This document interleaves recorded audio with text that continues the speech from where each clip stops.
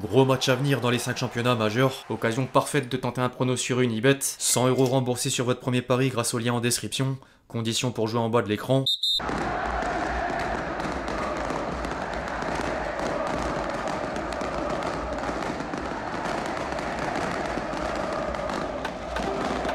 La LFP en sueur. L'équipe, j'espère que vous allez bien aujourd'hui.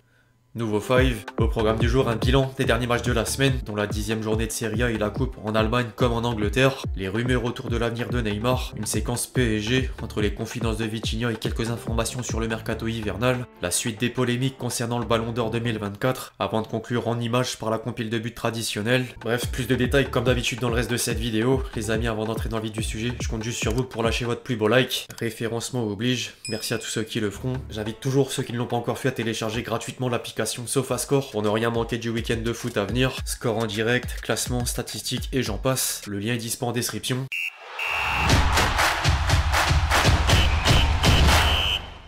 Semaine sans Coupe d'Europe, mais semaine pleine à l'étranger entre championnat et coupe. La Serie A lançait les hostilités avec un choc et Naples s'est offert l'AC Milan grâce au duo Lukaku-Kvaratskhelia. Les hommes de Conte caragolent en tête avec 4 points d'avance sur l'Inter. En parallèle, le deuxième tour de la Coupe d'Allemagne aura sonné la fin de parcours de Dortmund. Le BVB est tombé sur la pelouse de Wolfsburg au terme des prolongations et ouvre la voie aux 3 clubs allemands sur le podium de la Bundesliga, dont le Bayern, tombeur de Mayence après un triplé de Musiala en une mi-temps. Outre-Manche, les 8e de finale de la Coupe de la Ligue anglaise font à leur tour barrage à des géants de la Première League. Newcastle, Tottenham et Crystal Palace ont respectivement battu Chelsea, Manchester City et Aston Villa malgré les statuts de favoris sur le papier. La défaite du club mancunien fait mal, d'autant plus que Savinho et Akanji rejoignent Rodri, De Bruyne, Grealish, Doku, Kyle Walker et Oscar Bob à l'infirmerie. L'autre Manchester a quant à lui passé l'obstacle Leicester avant d'accueillir un nouvel entraîneur en la personne de Ruben Amorim pour un peu plus de 10 millions d'euros. Mardi soir, le technicien de 39 ans recevait d'ailleurs une salve d'applaudissements par les supporters du Sporting suite à la victoire des Lions en quart de finale de la Coupe de la Ligue portugaise. Guardiola vient même de lui souhaiter la bienvenue en conférence de presse. Tout ce que je peux dire, c'est que j'ai joué 2 fois contre l'équipe du Sporting de Ruben Amorim il y a 1 ou 2 saisons et que le pressing était vraiment très bon. J'ai parlé avec Matheus Nunes, c'était son joueur et il ne tarit pas d'éloges à son sujet. C'est donc un coach de haut niveau. Les tabloïds anglais tapent d'une autre part sur Eric Ten Hag. ESPN raconte même un épisode d'octobre 2022 lorsque Ronaldo avait refusé d'être remplaçant contre Tottenham avant que l'ancien entraîneur des Red Devils ne lui inflige une punition synonyme de divorce entre les deux hommes. En plus d'une mise à l'écart de l'entraînement de l'équipe première, le technicien néerlandais était allé jusqu'à empêcher le quintuple Ballon d'Or d'accéder au vestiaire pour récupérer une paire de chaussures. Et il a fallu que la star portugaise demande à un joueur de l'académie de ramener ses affaires pour sortir de l'impasse. Une situation que plusieurs cadres ont jugée excessive et humiliante. Au passage, Ronaldo vit encore de drôles de scènes du côté de l'Arabie Saoudite. En début de semaine, Al Nassr s'est fait sortir de la King Cup par Al Tawon après que CR7 ait raté un penalty à la 96e minute, en même temps d'exploser le téléphone d'un supporter du club saoudien en tribune. La double peine.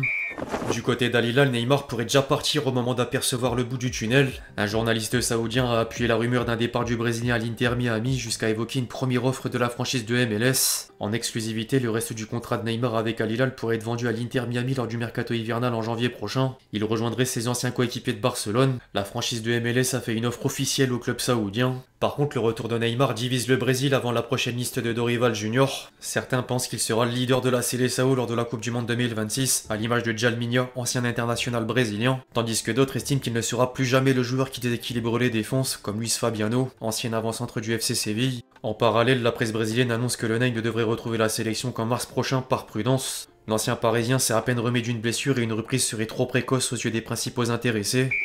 Même quand Paris joue pas, Paris reste au centre de l'attention. Vitinha est passé dans Rotten sans flamme sur RMC et quelques déclarations valaient le détour, tant sur l'aspect collectif qu'individuel. Pas question d'abord de parler en mal de Luis Enrique. J'ai beaucoup de liberté avec lui, c'est mon coach, je vais pas dire de mauvaises choses. Dans le relationnel, individuellement, il m'a fait progresser, il m'a fait atteindre un niveau que je m'attendais pas à atteindre aussitôt. Même collectivement, j'ai que de bonnes choses à dire. Il parle beaucoup, moi j'aime bien que les choses soient bien claires. Il voit d'ailleurs le PSG 2024-2025 plus fort que le PSG 2023-2024 malgré le départ de Mbappé. Pour moi le PSG de maintenant est plus fort que celui de l'année dernière et ça va continuer, c'est normal. Tu perds un joueur qui est un des meilleurs joueurs du monde, un joueur qui marque 50 buts, c'est évident que ça change un peu l'équipe, ça change un peu la dynamique, ça change tout, mais pas en mal. Vitinha montrera ensuite une preuve d'amour au club de la capitale. Chaque année qui passe t'es plus attaché au club, moi c'est ma 3e année, je me sens très bien ici et je veux continuer sur cette lancée. Collectivement et individuellement, oui, il y a pas mal de Portugais qui sont attachés à Paris, c'est presque la famille. J'aime la ville, j'aime ma maison, j'aime le campus. Tu viens ici, tu viens toujours travailler, tu te sens bien. Un autre Parisien aura suivi la règle d'une façon différente. Hakimi s'est confié dans les colonnes de JQ Italie et allé un peu plus loin que le milieu portugais. Le discours de ne plus faire de la Ligue des Champions une obsession passe un peu à la trappe. Mon plus grand désir reste de remporter un titre avec mon pays. Et avec le PSG, je veux entrer dans l'histoire en remportant ma première Ligue des Champions. Paris, c'est génial.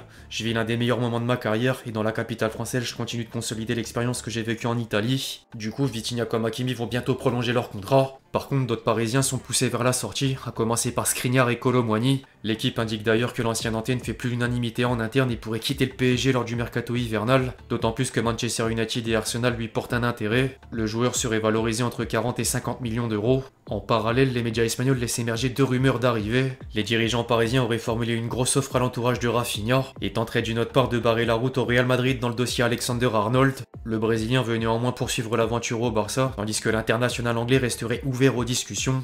Affaire à suivre. Le résultat du Ballon d'Or sème la discorde, mais Rodri le savoure toujours sans gêne. Le meilleur joueur de l'Euro 2024 a avoué que Carvajal était le premier à l'avoir félicité au téléphone, avant de dédier la récompense à toute l'Espagne. En revanche, il a peut-être fait un petit écart de conduite. Manchester City a sorti une vidéo dans laquelle Rodri fête le Ballon d'Or au sein d'un restaurant parisien, et plusieurs internautes ont relevé une séquence de chambrage envers Vinicius. Extrait supprimé depuis par les réseaux sociaux du club mancunien.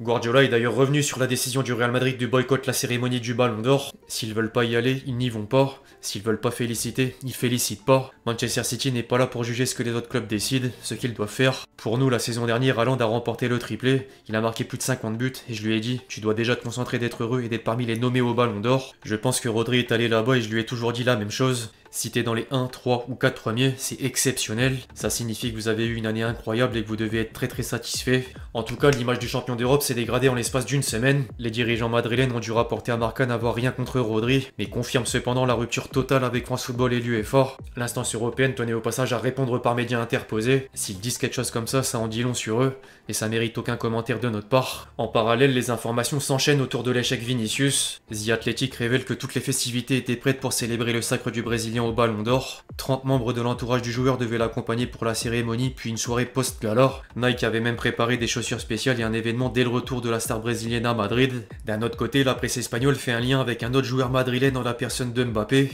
El Desmarqué indique que Vinicius est affecté par le choix du club merengue de davantage mettre en avant la star tricolore et s'attendait à plus de soutien médiatique pour remporter le Ballon d'Or. Florentino Pérez serait d'une autre part de plus en plus inquiet par le rendement du français, d'autant plus que l'équilibre du vestiaire est perturbé pour des raisons extérieures au terrain. Romain Molina a déclaré dans une vidéo qu'il existe des tensions entre les joueurs face au statut de certains par rapport à leur salaire. Preuve de la perte de vitesse du Kicks sous le maillot du Real Madrid, il s'est retrouvé hors jeu à 17 reprises en Liga, soit plus que tout autre joueur dans les 5 championnats majeurs depuis le début de saison.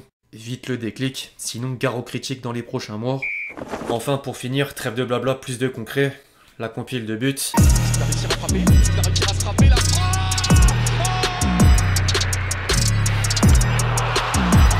Atenção aqui, bom trabalho, remate! Vamos! Desceu o balão, pour frapper!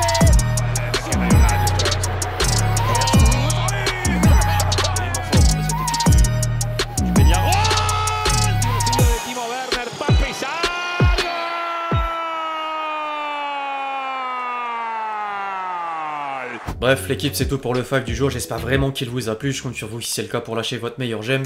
Comme d'habitude, n'hésitez pas à réagir dans les commentaires sur tous les sujets qu'on a pu traiter aujourd'hui, puis d'ici là, on se retrouve très vite sur la chaîne pour de nouvelles vidéos. C'était Lexity. Ciao, ciao.